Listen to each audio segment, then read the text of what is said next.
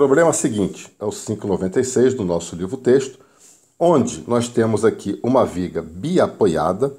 Então prestem atenção, nós temos um apoio fixo A e um apoio móvel B. É importante isso, né? Porque no nível do nosso curso nós estamos estudando estruturas isostáticas.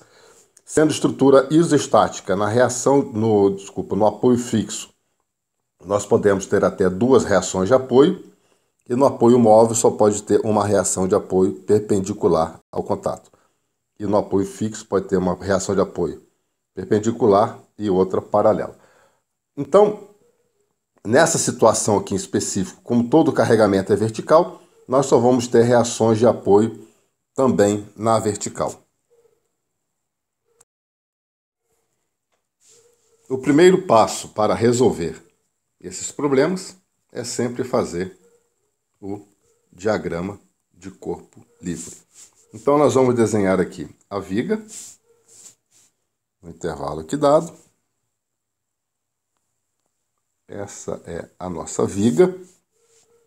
Nesse ponto nós temos o apoio fixo A, logo aqui haverá uma reação de apoio, né, uma normal A. Nesse outro ponto nós temos aqui um apoio móvel B, então nós teremos aqui uma normal B. E lembrando, né, que se houvesse força aplicada em ângulo nessa viga ou uma força horizontal, então no apoio fixo A também teria uma reação de apoio horizontal. Nesse caso, né, está muito simples, não tem reação horizontal porque toda a carga aplicada está na vertical. Agora vamos passar para desenhar o triângulo, que é o carregamento. Esse triângulo, ele tem um valor, o carregamento W é de 4,8 kN, tá certo? E a distância aqui do apoio fixo A. Nós vamos procurar, na grande maioria dos problemas, adotar a origem no apoio fixo, tá certo? Então essa distância é de 3 metros. Se nós temos um carregamento, logo haverá uma força resultante equivalente a esse carregamento. Em que posição estará essa força? Se o carregamento é triangular, a força estará nessa posição que eu estou desenhando. E de quanto vale essa posição? Lembrando, né, a força está no centroide. Se você conta o centroide a partir da origem, nesse caso aqui dará quanto? 2/3 da base, ou seja, 2/3 de 3. Esse será o centroide X, que eu vou botar aqui, ó, como X barra. O centroide desse triângulo, então, estará em 2/3 da base. Lembrando que o centroide do triângulo está, se começa do vértice, em 2/3 da base, ou se ele começa da base, é 1/3, né? Porque... Vamos passar agora para o segundo passo, que é determinar a força F, equivalente, né, a esse carregamento triangular.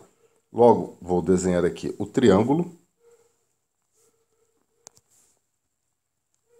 A base desse triângulo é 3 metros. Aqui, eu vou botar L igual a 3 metros. A altura desse triângulo, W, é de 4,8 kN por metro.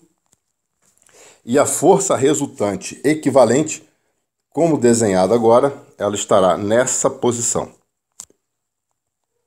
E estando nessa posição, né, ou seja, nós temos que essa distância da origem, que é equivalente aqui ao ponto A, apoio fixo, até a força, que é o centroide, será 2/3 de 3, ou seja, será de 2 metros.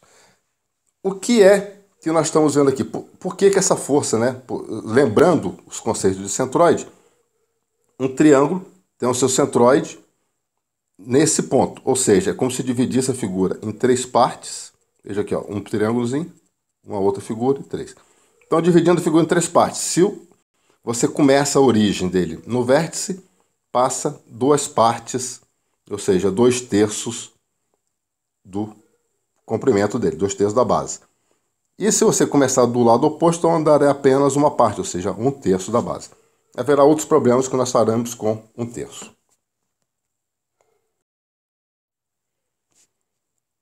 A força F calculada, ela nada mais é do que a área da figura do carregamento, que nesse caso a figura é um triângulo. Sendo um triângulo, a área é a base, L, vezes a altura, W, dividido por 2. Ou seja, a força F é igual a base 3, carregamento, né, altura 4,8, dividido por 2. Dessa forma, a força F será de 7,2 kN. Perfeito. Agora nós vamos partir para o cálculo das reações de apoio, que é a reação no apoio A e a reação no apoio B. Normalmente, começando por soma de momento igual a zero, se resolve o problema. Vamos adotar o momento no sentido anti-horário como positivo e adotar que a sua origem está no apoio A. Dessa forma, o que nós vamos ter aqui? Primeiro, força A. Qual será o momento do A? O momento da força A é nulo, porque o braço é nulo. Próximo caso, momento da força B. Olha, nós temos aqui a força B apontando para cima, logo ela irá girar essa viga no sentido anti-horário, positivo. E de quanto vale o braço? Olhando para a figurinha aqui em cima, olha, do ponto A até o ponto B, ou seja, a distância aqui de A até B, totaliza 6 metros. Assim, momento como é braço vezes força será 6 vezes B, tá? Braço vezes força. Primeiro momento. O outro momento que nós temos aqui, da força F. Notem que o da força F irá rotacionar essa viga no sentido horário, então é negativo.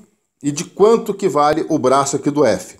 Aqui embaixo eu desenhei de forma mais clara, o braço do F é de 2 metros. Então o momento aqui será braço 2 vezes F, 7,2. Igual a zero. Assim, nós vamos ter que 6B, passando isso aqui para o outro lado, é igual a 14,4 positivo, e B será então igual a